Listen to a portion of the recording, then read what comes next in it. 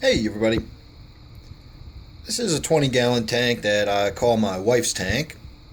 I set it up here for her so she can enjoy it when she's getting ready for work in the morning or after coming home of an evening.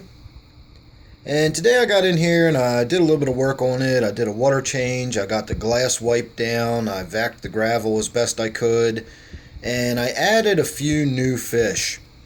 If you'll see that little grouping right there of swordtails, I've got the male towards the back there who's got a gorgeous tail, and then I've got the two females. The one looks like she's loaded up with babies.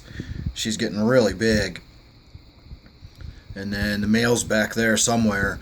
But the male has there he is, absolutely stunning tail on him. And when I looked at him in the tank I had pulled him out of, the quarantine tank, I had him in the basement, you could really see the neon colors in it.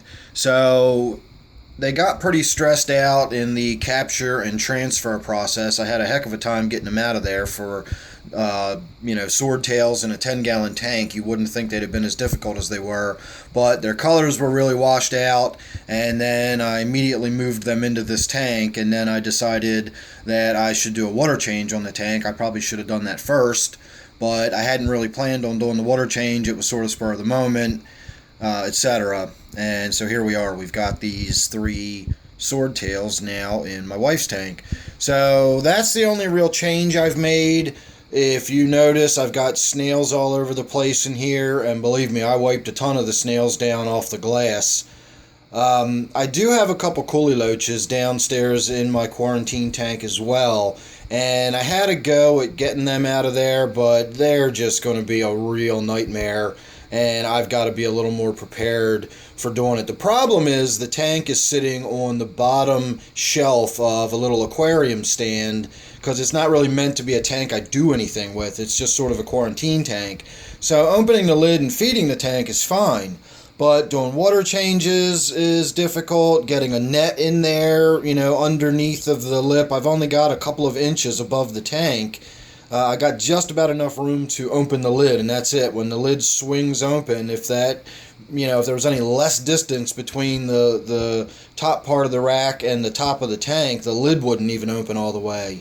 So it makes getting a net in there and working around, it's a quarantine tank, but I've got ornaments and artificial plants and a SpongeBob house, and, it makes it a little challenging to get these fish out of here. So the coolie loaches, who not only hide under everything, but can literally just bury themselves in the substrate, are going to require a little more effort.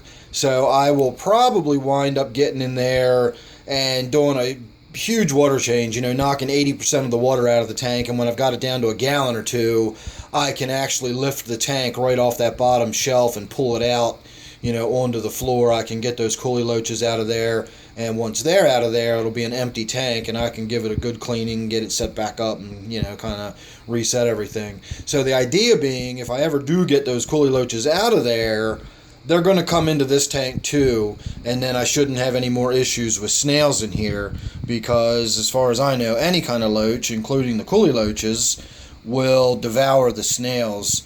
And if I read something recently correctly, the coolie loaches are actually the only true loaches, or they're the truest loaches of all of the various loaches. It gets complicated once you start getting into the family and genus and species and all that, and you get into the Bodia, etc. So I'm not going to pretend I know all that stuff. I just know I read something recently about coolie loaches being like true loaches, or like real far up on the list or something. Anyway, that was just a little side point, because all I'm trying to get across is that I'm going to move those coolie loaches into this tank, and then hopefully that'll be the end of my snail problem. So really, I'm just trying to give everybody a look at the tank here, because there's not really a lot to talk about in it. I will say also, when I was scrubbing the glass down, if you'll notice off there on the left how gross all that stuff looks, pretty typical of a fish tank that's been, around for a little while. Had that kind of growth going on the front glass a little bit, but not as severe. But down here at the bottom, where I've got this horrible, I think of it as a triffid. It's the Java fern. I'm sorry, the Java moss. That real spindly little stringy hair-like stuff. It's pretty, but it grows like a monster. It'll eat your tank, and it attaches to and grows onto everything. And when I was in there wiping the glass down, I had to actually scrape it and tear it off the glass. I pulled a bunch of it off of the actual glass and got rid of it. So that's a first for me. I've had it, attach itself to rocks. It attaches itself to other plants. It attaches itself to, wood rapidly. You could see this piece of wood down here just looks like a chia pet. It's got so much of that stuff growing on it.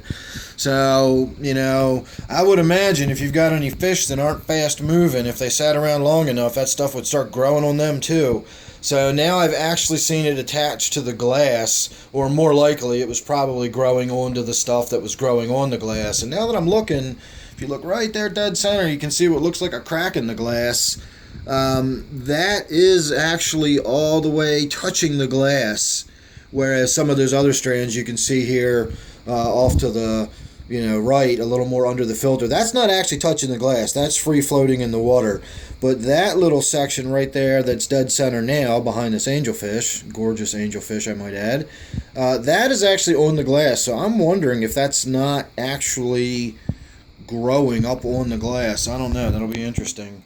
While I'm standing here, everybody's been waiting so patiently for me, but let's get them all excited now because they're thinking they're getting some food, so I might as well give them some. Give me a moment here.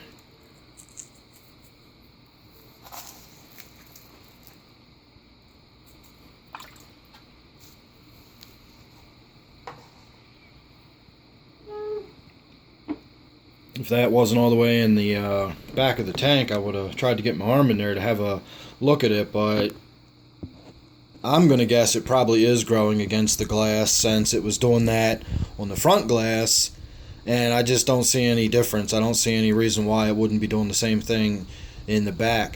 So there you go. That's a new one on me. As I said, I've never really seen the Java fern, or Java moss. I keep calling it Java fern. Java moss grow against the glass before. So there you go. There's a look at that swordtail. I didn't realize his tail was sort of bent like that. I've had male neons before. Male swordtails before, but I've never had one look like that. I've never had one with a tail that long. That was just crazy looking. So, alright everybody, there you go. There's your look at this tank. I also, while I was down there, I've got some other fish that are in that quarantine tank. I got several fish from one of my viewers not long ago, all of the ones that are in that tank are live bears, and most of them found new homes today. So these three got in this tank, and then I put some other ones in my, not my office tank, my living room tank. So here shortly we're going to be doing a video on my living room tank, and you'll get to see the fish that I added to that tank, which really isn't much going on in there except for those few fish I've just added, and then a couple of neons and a couple of guppies or something that have been swimming around in there forever. So make sure you're subscribed, that way you won't miss any of that, you won't miss anything else I got going on. So don't forget, I call this one my wife's tank. Thanks again for watching, hope you enjoyed it, and I'll see you real soon in the next one.